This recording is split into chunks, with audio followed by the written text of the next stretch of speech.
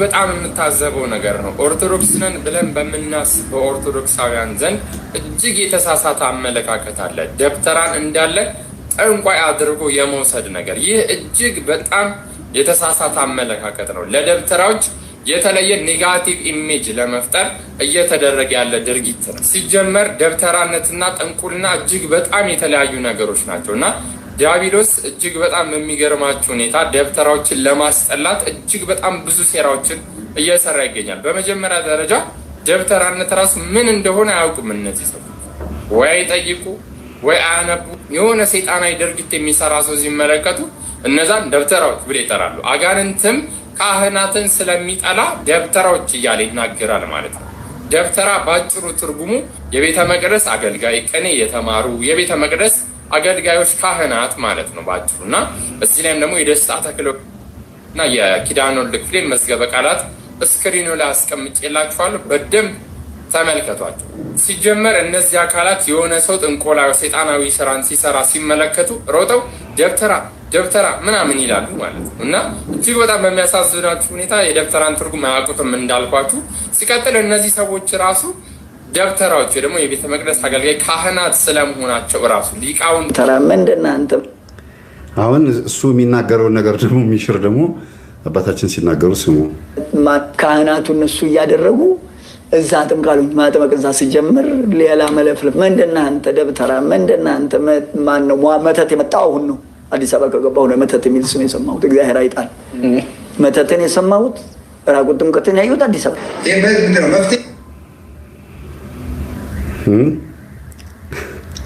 ምናልባትም እኮ እኚህን አባት በረከቱ ይደርብኝ ብሏቸው ሊሆን ይችላል። ይባላል የሚባል መጽሐፍ የኢትዮጵያ ደብተራ የሚበላበት ማለት ነው።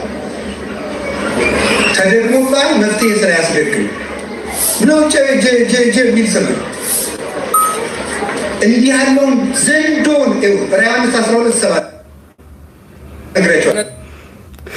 ሰዎች ራሱ ደብተራዎች ደግሞ የቤተ መቅደስ አገልጋይ ካህናት ስለመሆናቸው ራሱ ሊቃውንት ስለመሆናቸው ቅኔ ተማሩ ስለመሆናቸው ምንም አይነት ማስረጃ የላቸው፣ ግን ዝም ብለው በዘልማድ ደብተራ ይላሉ። በቃ ምክንያቱም ምንም የሚያውቁት ነገር የለም፣ መነዳት ብቻ ስለሆነ ማለት ነው። እና ስለ ቤተክርስቲያን ምንም የሚያውቁት ነገር የለም። ቀረብ ብለው እንኳን ቢጠይቁ መልሱን ያገኙት ነበር፣ ነገር ግን አይጠይቁም። ልክ ቅዱስ ጳውሎስ በሮሜ መልእክቱ ምዕራፍ 1 ቁጥር 22 ላይ ጥበበኞች ነን ሲሉ ደንቆሮች ሆኑ እንዳለ የደነቆሩ አይነት ሰዎች ነው የሆኑብኝ የሚገኙ እና ሁላችንም እጅግ ልናስተውል ያስፈልጋል ማለት ነው። ስለዚህ ጥንቆላ የሚሰሩ ሰዎች በደብተራ ስም ሲሸፈኑ ስንመለከት ካህናት አባቶችንም እየተናገረን እንደሆነ በደንብ ልናስተውል ያስፈልጋል። ለመጣል ነው ጭፈራው። ወንድማችን ለቤተ ክርስቲያን ተቆርቋሪ ስለመሆኑ በቃ ደስ ይላል። ቅንዓት ስላደረበት ቲክቶክ ላይ ምናልባት ኮንቴንት አገኘው ብሎ ሰርቶበት ሊሆን ይችላል። ግን የጠቀሰው ጥቅስ ማንን ነው የሚመለከተው የሚለውን እንዲህ ድንቁርናም ሆነ አለማወቅን የሚያሳየው ማንን ነው የሚለውን እንዲህ ይሄ ልጅ ደብተራዎች የሚሰሩትን ስራ ያውቃል ወይ ነው? የሚማሩትን ትምህርት አይደለም፣ አብነት ትምህርት ቤት ያለውን አይደለም፣ የሚሰሩትን ስራ አብነት ትምህርት ቤት ተምረው ሊቅ ተብለው መሪጌታ ተብለው ከጨረሱ በኋላ ይሄ በድብቅ አሁን እሳቸው ደብተራ የሚበላበት ቃል ያሉት አባታችን አባ ገብረ ኪዳን ቢለው ደብተራ የሚበላበት ድግምት ብለው ስሙን ጠርተው ማለት ነው። እና ያውቀዋል ወይ ነው? ምን ያህል ተዋርሶ እንደሚያደርጉ ቤተክርስቲያን እያገለገሏት እጅግ በጣም ቆሻሻ የሆነ ስራ እንደሚሰሩ ያውቃል ወይ? ስለዚህ ማን ነው ታዲያ አይምሮ የተጋረደ? ደንቆሮ መቼም አልልህም። እሱ እኛን ደንቆሮ ቢለን እኛ ልንለው አንችልም። ምክንያቱም በቃ ቅንዓት ስላለበት ነው። ምስኪን የዋህ ነው። የምናስተምረውን ትምህርት አያዳምጥም። የማያዳምጥበት ምክንያት ስለሚንቀን ነው፣ ወይም ደግሞ ትምህርቱ ትክክል አይደለም ብሎ ራሱን ስላሳመነ ነው። ወይ ገብቶ በደንብ አዳምጦን አልመለሰ፣ ወይ እኛ ደብተራ ምን እንደሆነ እንደምናውቅና እንደማናውቅ ገብቶ አላዳመጠ። እኛ በየቀኑ መቼም ደብተራ ማለት ይሄ ነው፣ ደብተራ ማለት ይሄ ነው ቢለን በየቀኑ አናስተምር እና የደብተራ ስም ትርጉሙ ማመሽ ጠፋን። ግን ያንን ስም ያጎደፉት ማናቸው ነው? ጸበል ቦታ ላይ ከማን የመጣኸው ሲባል ከደብተራ ብሎ የሚናገረው መንፈሱ ስለሆነ ዋሽቷል ማለት ነው። እንግዲያውስ እንደዛ ሆነ ገድለ ክርስቶስ ሰምራ ላይ ያለው ውሸት ነው ማለት ነው። እኚህም አባት ውሸታም ናቸው ማለት ነው። እኛኛውም አባታችን የእናቴ ልጅም የቀሲስ መንግስቱ ውሸታቸውን ነው ማለት ነው፣ እየዋሹ ነው ማለት ነው። በዚህ ልጅ አስተምህሮ በጣም ይገርማል። ስለዚህ ደብተራ የሚለውን ስም ትርጉም አይደለም የጠፋል። ቴሌግራም፣ ዩቲዩብ ላይ ማንኛውም ቦታ ላይ ብትገቡ ደብተራ ገሌ ተብሎ ተጠርቶ ምንድን ነው ያለው ከበስተጀርባ አውቃለሁ የሚለው ምንድን ነው ነው? ኪንታሮት አጠፋለሁ፣ እንዲያረጋለሁ፣ አይነ ጥላን አጠፋለሁ። በምን? በቅጠላቅጠልና በስራ ስር በመስቀል ይላል፣ በጸበሉ ይላል። ቅዳሴ ናና አስቀድስ ቆርበህ አይነ ጥላ ይወጣልሃል ይላል አይልም።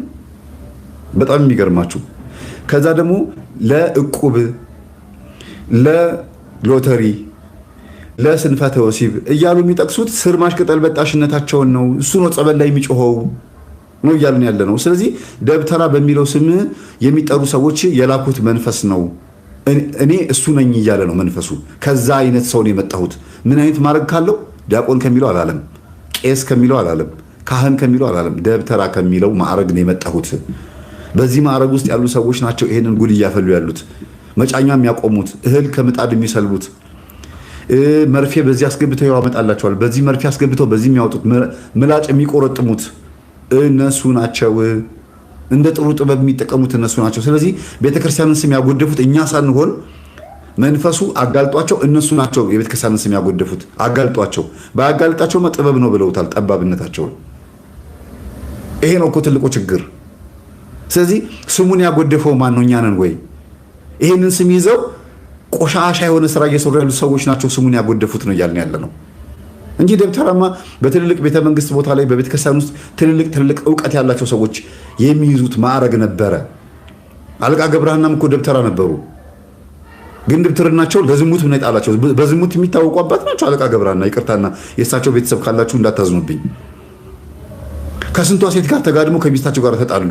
ስንት ሚስት አገቡ። በዝሙት በመውደቅ ነው የሚታወቁት። ስለዚህ ግን ደብተራ ናቸው።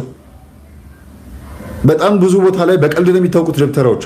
የቲክቶክ ላይ ግቡ፣ ባለጌ የሆነ ቋንቋ ካፋቸው እየወጡ በድብትርናና በመርጌታነት ስም ውስጥ ያሉ ሰዎች ይዋቸው እስቲ እንዴት እንደ ጭራሽ ዲያቆናትና መርጌታዎች ተሰብስበው ደብተራዎች ተሰብስበው ጠጅም ጠላም ቢራም እየጠጡ በመጠጥ ቤት የሚያወሩትን ወሬ ወደ ሚዲያ ይዘውት መጥተው እንዴት እንደሚቆሽሹ አይታችኋል።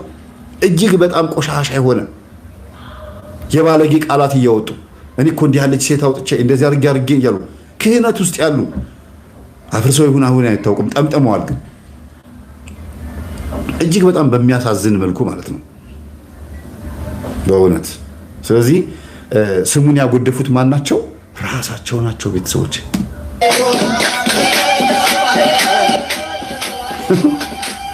ይኸው አሁን ይሄ ሰው እርግጠኛ ነኝ ደብተራ ወይም መርጌታ ነው ስሙ።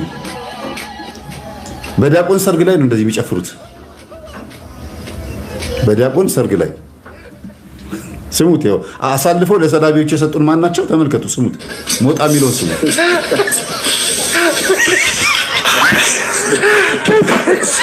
እና የህዝብ ነው 200 ዓመት ራሱን የሚቀይር እኛ ራሱ እኛ እኮ ቀድመን ልናደርግ ነጭ ነው ነጭ እያወጣው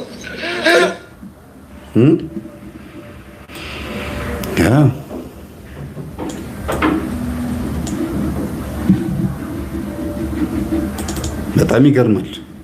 ጭፈራቸውን እስክስታቸውን አይታችኋል። መቼ መድገምም አያስፈልግም። እስቲ እዩት። ድብትርናን ቆሎ ማን ነው ጥበብ ነው የሚሉትን ከተዋረሱ በኋላ ምን እንደሚሆኑ እነዚህ ሰዎች እንዴት አብሿቸውን ወዴት እንደሚያደርሳቸው ተመልከቱ። ሌላ ምንድን ነው? ሌላው ተው ጠርሙስ ሟጥ ፌሮ ትቆረጥማለህ፣ ምላጭ ትቆረጥማለህ። እሺ ምላጭስ? ምላጩ 3ቱን በለዋል፣ 10ሩን ትበለዋለህ። ችግር የለብህም።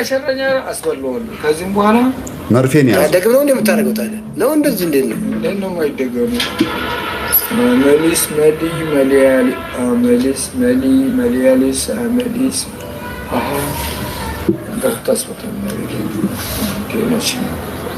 ማንም አይመታህም። ብር አልወሰድኩም። አያቸው አይደለም ግብሩ መሊስ መሊያሊስ ምናምን ብሎ መርፌ በዚህ አስገብቶ በዚህ ሊያወጣ ከዛ በኋላስ ምን ሊሆን ነው?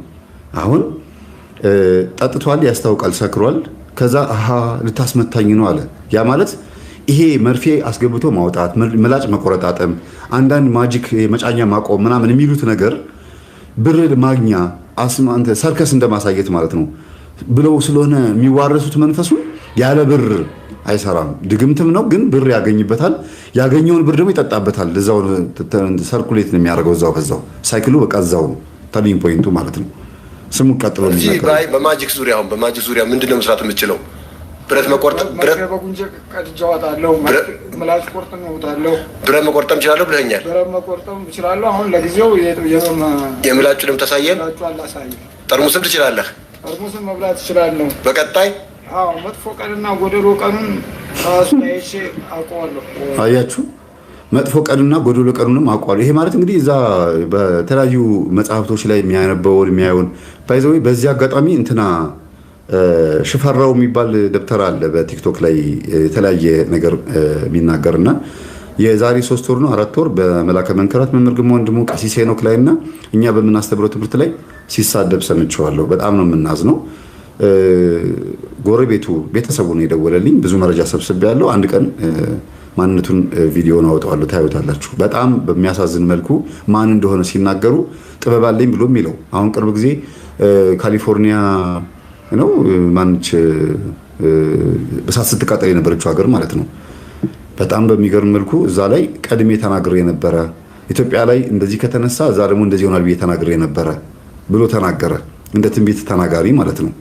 እና ይኸው እዚህ ጋር ስትሰሙት ደግሞ በድግምት ውስጥ በጠጅ መጠጣት ውስጥ በዓለም ውስጥ ሆኖ መጥፎ ቀንና ጥሩ ቀን የሆነውን ስለ መጪው ጊዜ ስለ ሁሉ ነገር አውቃለሁ አለ። በሂሳብ በካልኩሌሽን ነው ሊያውቁ የሚፈልጉት። ይሄንንማ የሚገርማችሁ ሼህ ሁሴን ጅብሪል የሚባሉ በሙስሊም ውስጥ የሚታወቁ ግን የእሳቸው 5ኛ ነው 4ኛ ዘር የሚባሉት ዩቲዩብ ላይ ሄደው ነው ሲመሰክሩ ሰምተን አይናቸውን ኩል በደንብ ተኩለው ሼህ አንበሶ የሚባለው ዛር ላያቸው ላይ ተቀምጦ በአውሊያ በቃልቻ እንዴት አድርገው ተወከል በሚባለው መንፈስ ይተነብዩ እንደነበረ ሲናገሩ ነበረ። ሰምታችኋል። የሼህ ሁሴን ጅብሪል የዘር ሀረግ ነኝ ብለው ሲናገሩ እኔ መጽሐፋቸዋል የሼህ ሁሴን ጅብሪል በጣም አንብቤዋለሁ። በሚገርም መልኩ መጻያቱን ጊዜ ከፊት የሚመጣውን ጊዜ ይናገራሉ። አንዳንድ ነገሮች ሲከናወኑ ታያላችሁ። ያ ማለት ሰይጣን ለወደፊቱ ሊያደርገው ያሰበውን ነገር ነው የተናገሩት። ሊያከናውን ያሰበውን ነገር ነው የተናገሩት። እላቸው ላይ ሆኖ ቀጣዩ 100 ዓመት እንዲያርጌ ነው ማስተዳደሩ። ዋናው መንፈስ ኢትዮጵያ ላይ ስራ ሊሰራ ያሰበው መንፈስ እሳቸው ላይ ተቀምጦ ስራ ሲሰራ እየታየ ነው ማለት ነው። አሁንም እዚህ ጋር ደግሞ እኔ መጻያቱን ቀን አውቀዋለሁ ይላል። እዛ ጋም ደግሞ በጣም በዚህ በሰፊው እመጣበታለሁ ሳብራራው እንጃ። በሰፈር ውስጥ ማን እንደሆነ እየታወቀ ሊቅ አዋቂ ወይም ደግሞ ሁሉን አውቃለሁ ብሎ ስለ ቅጠላቅጠል ስላወቁ ብቻ ሁሉም ቦታ ላይ ተደራሽ ነኝ ለማለት መሞከር ግን በጣም አስፈላጊ አይደለም። ያን ያክል ሰዎች ስለኔ ቢያውቁም በአሾክሿኪ መንፈስ እሰማቸዋለሁ። አፋቸውን በመናፍስት ተዘጋለሁ ብሎ አስበው ሁሉ ነገር በመንፈስ ላይ ተስፋ አድርጎ መጓዝ እግዚአብሔርን መሳደብ ነው።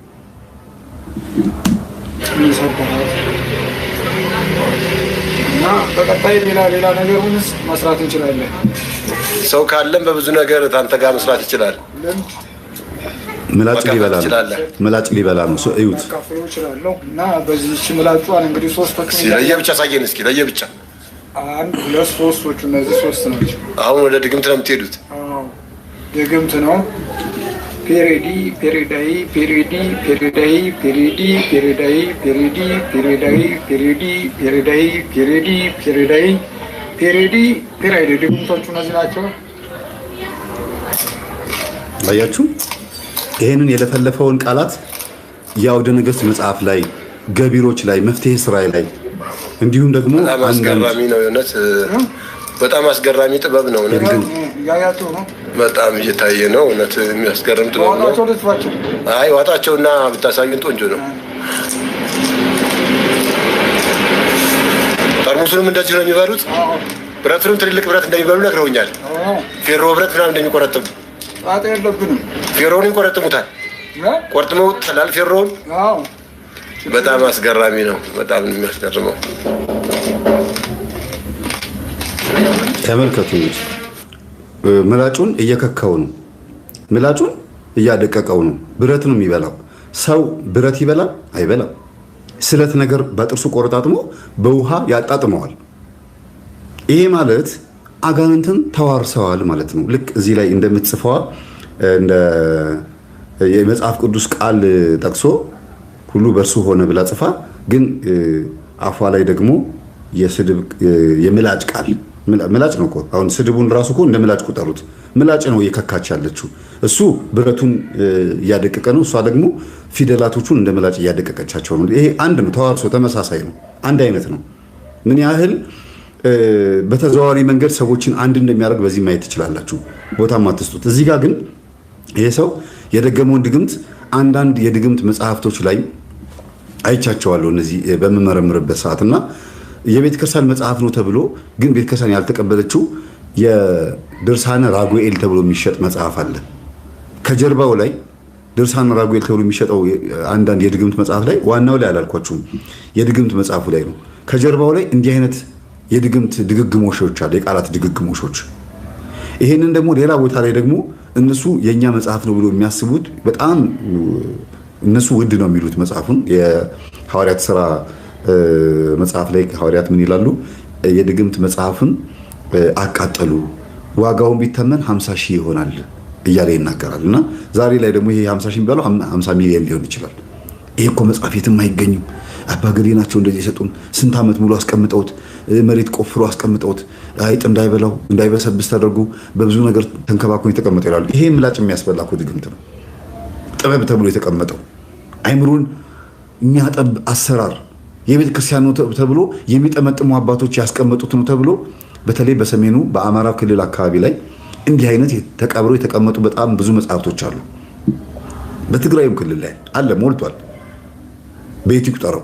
ግን ይሄን መጽሐፍ ደግሞ ኢትዮጵያን እያዳረሰ ነው ያለው እንደ ጥበብ እንደ ጥሩ ነገር። ያው እዚህ ጋር ጥበብ እያሳየ ነው። በሱ ቤት አሁን ምላጭ ቆርጣጥሞ በመዋጡ ችሎታ ነው ማለት ነው። ይሄኔ ገንዘብ ተቀብሏል። እሰጥሃለሁ ተባብሎ ተነጋግረው ነው ተደራድረው ነው። ቀድም ገንዘብ አምጣ ሲሉ ሰምታችሁታል። ይሄ ነው በቃ፣ ሌላ ነገር የለውም። በህይወቱ ጠብ ያለ ነገር እንኳን የለም። ምንም እላፊ ነገር እንኳን የለውም። የተዋረሰው መንፈስ ድሃ አድርጎታል። በገንዘብም በአይምሮም ድሃ አድርጎታል። ጸበል ላይ ግን የዛሬ ስንት ዓመት የመምህር ግርማ ቪዲዮ አሁን በህይወት የለም ልጁ፣ እድሜው እግዚአብሔር ፈቅዶለት ወስዶታል። አምፖል ያስበላው የነበረ ታውቁታላችሁ። አምፖል ያስበላው የነበረ ጠርሙስ፣ የአረቄ ጠርሙስ፣ የድራፍት ጠርሙስ ይቆረጣጥም የነበረ ልጅ ቪዲዮውን ታውቁታላችሁ። ቁጥር ስንት ላይ እንደሆነ ረስቸዋል። 11 ላይ ነው፣ 11 ላይ ይሁን 10 ላይ ይሁን እርግጠኛ አይደለሁም። እስቲ ምናልባት እዛ ከ13 ጀምሮ እስከ 7 ድረስ ያለው የመምህር ግርማ ቪዲዮ ላይ ነው። እዛው መድረክ ላይ ሲቆረጣጥም ይታያል። ቁርጥምጥም አድርጎ ይበለዋል። አምፖሉን ድቅቅ ያደርገዋል። ማነህ ሲባል እኔ አጋንንት ነኝ፣ አይነ ጥላ ነኝ፣ እኔ ድግምት ነኝ ይላል። ታዲያ ተዋርሶ ከዚህ የማያልፍ ከሆነ በጣም ከባድ ነው፣ በጣም ከባድ ነው። ስለዚህ ይሄ ሰው ምላጩን ቆረጣጥሞ ችሎታ እያሳየ ነው፣ ግን ጠምጥሟል። ምናልባትም ልብስ ሰፊ ነው፣ እየሰፋ ልብሱ የሚሰፋበትን መርፌ እዛው ይከተዋል። ይሄ ማለት የቡዳ መንፈስ ያለባቸው እናቶች ወይም አባቶች ሸክላ እየሰሩ ድስትም ጀበናም ሌላም ነገር ሸክላ እየሰሩ እዛው የሸክላውን አፈር ቡዳው ያስበላቸዋል። በመንገድ ሲሄዱም ቀይ አፈር ሲያዩ ላስ አድርገው ይበላሉ። አላያችሁም? አንዳንድ ሰው አላጋጠማችሁም? በመንገድ እየሄደ ውይ አፈሩ ደስ ሲል ትንሽ ልቅመሰው ይላሉ፣ አፈር ይበላሉ። የሰው ግድግዳ ላይ አፈር ፍረው የሚበሉ ሰዎች ላይ አይቻለሁ። አላጋጠማችሁም? ይሄው አይቻለሁ እያሉ ነው። በጣም ብዙ ቤት አይቻለሁ አፈር የሚበሉ ከሰል። ከዚህ በፊት አቅርቤላችኋለሁ ቪዲዮ ላይ በስርዓቱ ካሜራ ገጥመው ከሰል እያመጡ ክክት አፈር የሚበሉ ቻይና ውስጥም አፍሪካ ውስጥም ሁሉም ቦታ ላይ። ያ ምንድነው? ሸክላ ሰሪዎች ሆነው ሰዎች ናቸው፣ የእግዚአብሔር ፍጥረቶች ናቸው። እላያቸው ላይ የተጠናወተው ግን የቡዳው መንፈስ፣ ሰዎቹ ቡዳ አይደሉም። የቡዳው መንፈስ ግን ቤተሰብን ዘሩን በሙሉ አንድ አይነት ስላደረገው ጭቃን አፈርን እንዲበሉ ያደርጋቸዋል።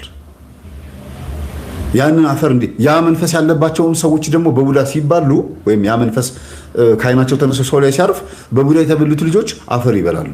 አፈር ብላ ተብሎም እንዲረገም ያደርጋል። አፈር ያስበላ። አፈር ብላ ማለት እኮ ጠለከፍ ማለት ነው። ቡዳ ይልከፍ ማለት ነው። ሌላ ነገር የለውም። ቀላል ቋንቋ መስሏቸዋል። አፈር ብላ ማለት ወይም ሙትና ተቀበር ማለት ነው። አፈር ይብላ ማለት ነው። ከባድ ነው። እገሊት ብሎ ስም ሲጠራ ዝም ብለህ ጸባኛል ስምን ቄስ ይጥራው ትላላችሁ። ቄስ ይጥራው ማለት ቆመህ ለማን ሞተህ ቄሶቹ ቆመው ፍትሃት ይፍቱ በቃ ተገንዘህ ሙት ተቀበር ማለት ነው። ቄስ ይጥራው ማለት አሜን አትሉ ነገር እንግዲህ ከባድ ነው። ወደ በጎ ይቀይርልን ብላችሁ አሜን ካላችሁ መልካም ነው። ስለዚህ ልክ እንደዛ ሁሉ አፈሩን እዛው ሸክላ እየሰሩ እዛው አፈሩን እንደሚያስበላቸው ሁሉ ሊጎዳቸው ፈልጎ ማለት ነው። እዚህ ጋርም ደግሞ ሰውየው ምላጩን ይውጣል። ህይወቱ ምላጭ ነው። የተቆረጣጠመ ምላጭ ሆድ ውስጥ አለ። እንዲያውም ጸበል ቦታ ላይ አንዳንድ ሰዎች አላችሁ ከሆዱ መርፌ ወጣ፣ ምላጭ ወጣ፣ ከሆዱ ውስጥ ሚስማር ወጣ፣ እንትን ምንድን ነው ኩርንችት ከሆዱ ውስጥ ወጣ ሲባል አልሰማችሁ? እስቲ ጻፉ። ይሄን ብዙ ሰዎች ጸበል ቦታ ላይ የቡዳ መንፈስ ያለባቸው ሰዎች የበሏቸው ሰዎች ናቸው። ይሄንን ምላጭ ምናምን አንስቶ ያስበላቸዋል። ህፃናቶች አላያችሁ ወደ አፋቸው ማይገባ ብይ ወይም ደግሞ የሆነ ማይበላ ነገር ቆርኪ የሃይላንድ ክዳን ምናምን ሲከቱ አውጣ ብላችሁ ሌላ ጋር ታወጣላችሁ። ሁሉ ነገር ወደ አፍ ስለሚሰዱ ብቻ አይደለም። ጡቱም ምንም ሁሉ ነገር ወደ አፋቸው እንደዚህ የሚሰዱት ስለሚሰዱ ብቻ አይደለም። ነጮች ሌላ ነገር ነው የሚሉት፣ ትርጉሙ ሌላ ነገር ነው የሚሉት። ወደዚህ ወደ ብልግና ነው የሚተረጉሙት። እኛ ጋር ግን ስትመጡ ያገኘውን ነገር ወደ አፍ የሚከተው አንድም ልማድ ሊሆን ይችላል። የሚያውቀው እንደተወለደ ጡት ስላጠቡት የሚያውቀው የመጀመሪያ ጡት መሳብ ብቻ ስለሆነ ሊሆን ይችላል። በሌላ በኩል ግን የማይበላ ነገር እያስበላ በአፍንጫቸው ባቄላ፣ አተር እየገባ በመከራ በሕክምና የሚያስወጣ ያ የማይሆን ነገር የሚያስበላ መንፈስ ነው። ይሄው ነው እዚህ ጋር ይሄ መንፈስ በቡዳ ካያቸው የቡዳ መንፈስም ራሱ ልክ እንደዛው ሲያያቸው የማይበላ ነገር ያስበላቸዋል ማለት ነው። ከዛ መከራ ነው፣ ስቃይ ነው። ይገርም። አሁን በቃ ደቋል ማለት ነው ብረቱ። አሁን ጨርሰዋል። ይሄኛው ምንድን ነው? ውሃው የተደገመበት ነው። መዋጫ ነው እኮ ተደግሞበታል። እሱ የለም ድግምቱ መጀመሪያ ብረቱ ላይ ነው።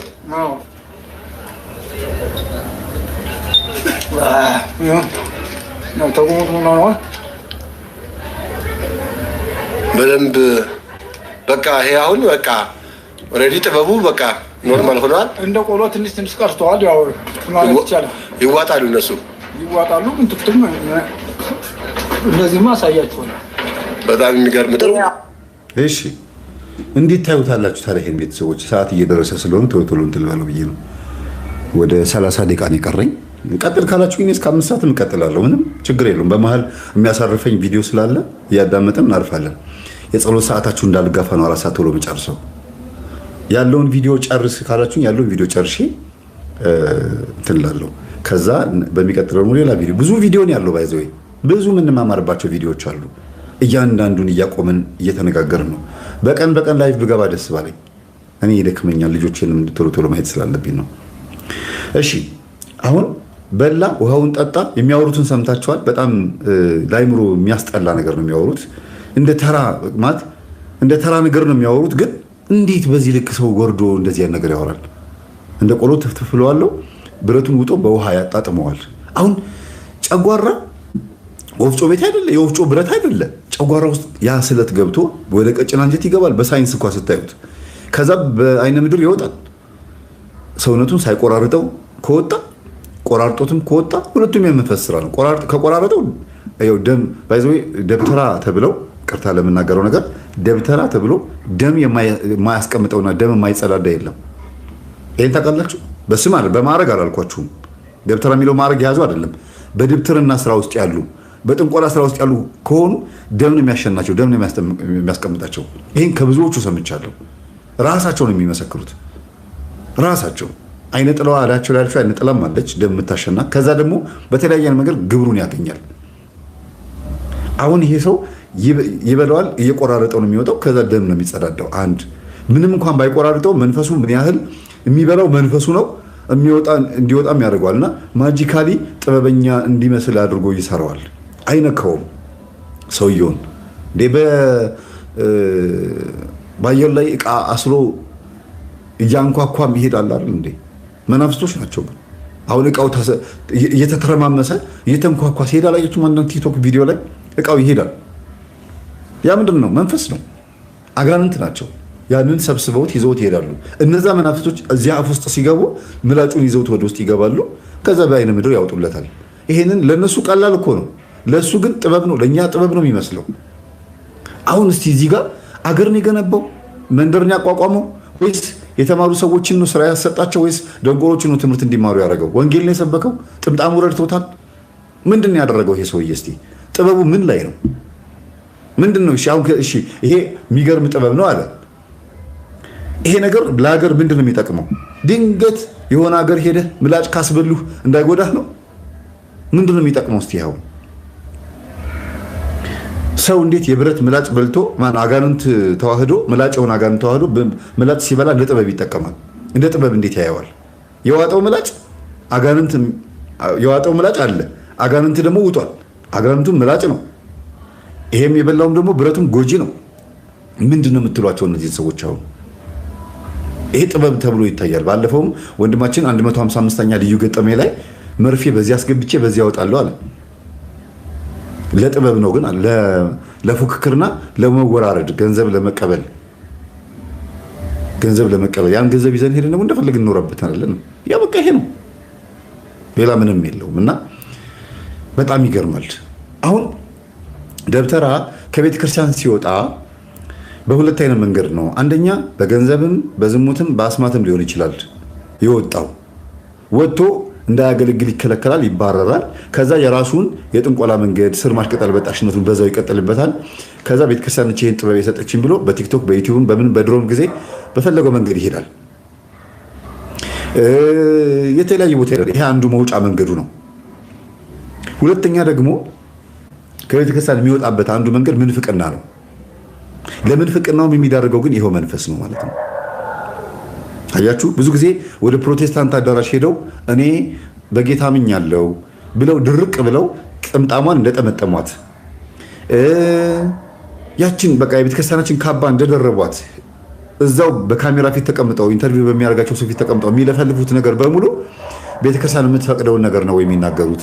እውነት በድብትርና ህይወታቸው ውስጥ ወንጌል ሰብከው ነው ወይ እዛ ሄዱት? በስርዓቱ ኖረው ጾመው ጸልየው ሰግደው ነው ወይ እዛ ሄደው እየመሰከሩ ያሉት? እውነት በየትኛው አይነት ማንነታቸው ነው ፕሮቴስታንት አዳራሽ ሄደው እኔ ደብተራ ነበርኩ ሰራ ነበር እንደዚህ እናደርግ ነበር ሲሉ እውነት ያ መንፈስ አይደለም ወይ አብሯቸው የነበረው? ቤተክርስቲያን ፈቅዳ ነው ወይ? በዚህ አይነት ማንነት ውስጥ ወድቀው ነው ከዛ ሄደው ደግሞ አሁን ቀጥሎ ያለው ቪዲዮ ትመለከታላችሁ ውድቀታቸው ምን እንደሚመስል። ስለ ውሾቹ ድምፅ በጣም ይቅርታል። ይዋጣሉ፣ እነሱ ይዋጣሉ። ምን ትክክል ነው። እንደዚህ ማሳያቸው በጣም የሚገርም ነው። አሁን ይቺን ነገር አባቶት የነገሩኝ ከሰው ጋር ይቃረናል። የርቀት አዎ ተምሯል ሲባል እሰማለሁ። ሚስት ግን አስገድጄ አላጋባውትም። በዚህ ምክንያት እንትናን ትቶ እንትናን ይዞ እዚህ ቦታ እንትና ወልዷል ብለው ነግረውኛል አባቶትና አባቶ ይሄ በቅርቡ ጊዜ የአባታችን የአቡነ ተክለ ሃይማኖትን ስዕል የቀደደ ደብተራ ነው። ከዚህ በፊት በዚህ ሰውዬ ጉዳይ ላይ ብዙ ቪዲዮ አቅርቤያለሁ። ቴፕ ነበር እንደ ከፈቱት። የሚገርም ነው። የውሾቹ ድምፅ ባንዴ ዝም አለ። ይገርማል። እና ይሄ ሰማያዊ የለበሰው ሰውዬ ማለት ነው ፓስተር ሚስጥሩ ነው ምናምን የሚባል ሰውዬ ነው። ጽሁፉ እንደምታነቡት ደንበጫ ላይ ጠንቋይ፣ ዓለም ገና ፓስተር፣ ፈረንሳይ መርጌታ፣ ሸገር ነቢይ፣ ቦሌ ራይድ ሹፌርና ጠንቋዩ ጴንጤ ሚስጥረ ይላል። ስንት ሰው እንደሆነ እዩት። ይሄን ሁሉ ነገር የሆነው ግን በራሱ በአይምሮ ፈቃድ ነው። አይምሮ ውስጥ ግን ማን ነው የሚያጫውተው ነው? ፍላሿን ሰክቶ ፕሌይ የሚያደርገው ማን ነው? የተዋረሰው መንፈስ ነው። እስካሁን አልተረጋጋችም ነፍሱ። ስጋው ይቅበዘበዛል፣ ነፍሱ ግን እረፍት ትፈልጋለች። ማለት ብዙ ጊዜ እንደዚህ አይነት ሰዎች ነፍሳቸው ትጨነቃለች። ለዛ ነው እንደዛ የምላችሁ። እና ነጭ የለበሰው በጥቁር ባግራውንድ የምታዩት ወንድማችን በፖለቲካ አክቲቪስትነቱ ይታወቃል። ግን የፕሮቴስታንት እምነት ተከታይ ሆኖ ለቤተ ክርስቲያናችን የሚያደላ እጅግ በጣም የዋህና ቀን የሆነ ሰው ነው። መልካም በጎ አስተሳሰብ ያለው ሰው ነው። ጽንፈኛም አይደለም። አድናቂው ስለሆንኩ ነው ማደንቀው። በምንድን ነው? በሚሰብከው ስብከት ምናምን ሳይሆን በአመለካከቱ ለቤተ ክርስቲያናችን ያለው ቀናነት፣ እንዲሁም ደግሞ ለሀገር ያለውን አመለካከት በተወሰነ መልኩ እንትን የምለው ነው የማደንቀው ሰው ነው ማለት ነው። ስለ ድፍረቱ ነው። ታዲያ ሌላ ፖለቲካ አመለካከቱን እጋራለሁ ማለት አይደለም። ሌላ ነገር ውስጥ ደግሞ እንዳከቱኝ። ስለዚህ ይሄ ፓስተር ሚስጥሩ ብትበሉት ጠንቋይ ምናምን በሉትም ይሄ ሰውዬ ቤተክርስቲያናችን ውስጥ እያገለገለ በነበረበት ሰዓት ላይ ማን እንደነበረ ነው ከሚናገረው ነገር ውስጥ የምትሰሙት። ማን ነው የሚለውን በደንብ ታያላችሁ። ስሙት እስቲ። ውሸታም እርስዎ ነው ውሸታም። በዚህ ከሆነ አይ አይደለም ያንተ እንትን ነው ያንተ ቃለ መጠይቅ ነው ችግር ያመጣው እንጂ አባቴም ውሸታም አይደለም፣ እኔም ውሸታም አይደለሁም። ለነግሬህ አባቶት ከአንድ በላይ ሚስት እንደሚያውቅና ልጅ እንዳለው እኮ ነግሮኛል ነው የምልዎት። ድምፁን ልክለውት አድርጎ ከፈለጉ ይኸውልህ አዳምጠኝ እንጂ። እሺ እኔ ይኸውልህ መጀመሪያ ያገባሁትኝ የህግ ሚስቴ አንድ ሚስት ናት ያለች። ከዛ በኋላ ግን በጨለማው ዘመን በነበርኩበት ሰዓት ሚስት ሳይሆን የፈለገውን ነው ያተራመስኩት። ገብቷል? ባለመረዳት ውስጥ ስኖር ባለማወቅ። በነገራችን ላይ በኦርቶዶክስ ቤተክርስቲያን ውስጥም ሽርሙጥና ኃጢአት ለመሆኑ ከባድ ማስረጃ አያስፈልግም። የኦርቶዶክስ ምዕመንም ሽርሙጥና ኃጢአት መሆኑን ያውቃል። ጴንጤ ስለሆኑ አይደለም ሽርሙጥና ኃጢአት መሆኑን የሰሙት። ሰምታችሁታል አይደለም? እምነቱ ሁለታቸው እምነታቸው ተመሳሳይ ነው በፕሮቴስታንት በሚለው ስም ውስጥ። አሁን ለነገሩ ምን ዘመቻ ጀምረዋል። ፕሮቴስታንት መባል አንፈልግም ብለዋል። ፕሮቴስታንት የሚለውን ቃል ከዲክሽነሪ ሲያዩት ተቃዋሚ ማለት እንደሆነ ሲያዩት ማለት ነውና ግን ይህን ቃል በመናገር ይቅርታ ወንድማችን የምትሰሙት እዚህ ላይ በኢትዮጵያዊነት ወንድማችን የሆነው ምንድነው ቤተክርስቲያናችን የማትፈቅደውን ነገር እያደረገ እንደመጣ እየነገረው ነው። መሪጌታ የሚባል ደብተራ የሚባል አገልጋይም ክህነትም ይኖረው ምንም ይኖረው ቤተክርስቲያን በማትፈቅደው በዝሙትም ወድቆ ሁለት ሚስትም አግብቶ ተደብቆ አስማት እየሰራ እንደፈለገ አጽዋማትን እየሻረ ተደብቆም ደግሞ ኦርቶዶክስ ውስጥ ሆኖ ወደ ካቶሊክና ወደ ፕሮቴስታንት እየሄደ እያመነዘረ ማመንዘር ስላችሁ በዝሙት አይደለም በአምልኮ ልቡ እየተዘረዘረ ማለት ነው። ማመንዘር ማለት እዛም መቅበዝበዝ ማለት ነው እያለ መኖሩ ቤተክርስቲያን እንደማትፈቅደው እየነገረው ነው። የእግዚአብሔር ጸጋ ዝሙት እዛ ቤት አይደል እንዴ ያለው? አዎ ከዛ ቤት እኮ አንዱ ያን ቤት ካቆሸሹ ሰዎች አንዱ ሰው ነው። አያችሁ አይደለም? ዝሙት እዛ ቤት ነው ያለው ብሎ በአደባባይ ስልክ ስለሆነ ስለተነቃበት በአደባባይ እየተናገረ ነው ማለት ነው። በጣም ይገርማል። እሺ እንግዲህ ቤተክርስቲያናችን የዝሙት ቦታ ነች ብሎ ካሰበ እሱ ቤተክርስቲያን ውስጥ በዝሙት ነው የኖረው ማለት ነው። እቺም ቤተ መቅደስ ውስጥ አይዘሙትም። ለዝሙት ተብሎ የተቋቋመ የእምነት ድርጅትም የለም፣ ህሊናም አይፈቅደውም። እዛ ቤት ዝሙት አለ ብሎ ሲናገሩ ሰውየው በቤተክርስቲያናችን ውስጥ ሆኖ በቤተክርስቲያናችን ስም ምን ይሰራ እንደነበረ እያሳየ ነው ማለት ነው። ተግባሩ ነው እየተናገረ ያለው ማንነቱን። የቤተክርስቲያኗ ተሰጥኦ ያድርጉታል። ቆይኝ አዳምጠኝ። ጋብቻን የምትከለክል ቤተክርስቲያን ወደ ዝሙት ሰዎች አይሄዱም ብሎ ማሰብ በጣም አስጨናቂ ነው የሚሆነው። ጋብቻ ደግሞ ትከለክላለች እንዴ? ጋብቻ በነገራችን ላይ እንደው አባትዎት እኮ አስገድጄ አልዳርኩትም ብለውኛል። ድምጡን እልክልዎታለሁ አሁን ዋይፋይ ላይ ከሆኑ እንደው እኔ አስገድጄ አልዳርኩትም፣ እዚህ ቦታ ላይ ተምሯል፣ እዚህ ቦታ ሚስት ነበረው፣ እዚህ ቦታ ላይ ድግምት ይደግም ነበር ነው የሚሉ። ድግምት የደገመ ኦርቶዶክስን የመሳደብ ሞራል አለ። ድግምት ያስተማረችንም ቤተክርስቲያኗ እኮ ነች። በነገራችን አሁን ላይቭ እንደሆነ ስለሚያውቅ አደባባይ እንደሆነ ስለሚያውቅ ነው እንደዚህ የሚናገረው አቶ ሚስጥረ። የሚገርማችሁ ነገር አይምሮ የራሱ እንዳልሆነና በላዩ ላይ ሆኖ መናፍስት እያወራ እንደሆነ ኢቭን አንዳንድ ጊዜም ደግሞ ሰይጣን በጣም የሚቀናበት በክፋቱ የሚቀናበት ሰው እንደሆነ የምረዳው በክፋት ብቻ ሳይሆን በእንደዚህ አይነት አነጋገሩ ሰይጣን የሚለው ይመስለኛል። እኔ የማላውቀውም ብዙ ነገር ነው የሚናገረው የሰው ፊት እኔ በቃ አርፌ ብቀመጥ ይሻለኛል፣ ይሄ ሰው ነው ስራዬን እየሰራልኝ ያለው እረፍት እየሰጠኝ ነው የሚል አይመስላችሁም? አሁን እስቲ ህሊናችሁን እስቲ ኦርቶዶክስ ውስጥ ነው ያላችሁት። ቤተክርስቲያን ጋብቻን ትከለክላለች ወይስ ጋብቻን ታከብራለች? ምንኩስናን እኮ ለመሳደብ ነው ይሄ ሁሉ። የሚፈልግ መነኩሴ ይሁን፣ ምን አለ ቅዱስ ጳውሎስ፣ የሚችል እንደኔ ይሁን፣ ግን ካልቻላችሁ ሁሉም የአንድ ሚስት ባል ይሁን ብሎ ተናገረ። ብትችሉ እንደኔ ይሁኑ አለ ባህታዊ ማለት ነው ቅዱስ ጳውሎስ። ይሄን ከመጽሐፍ ቅዱስ ነው ቤተክርስቲያን የምታመጣው። ሐዋርያትንም ምን አላቸው? 12ቱን መረጠና 3ቱን ወደ ተራራ ይዟቸው ወጣ።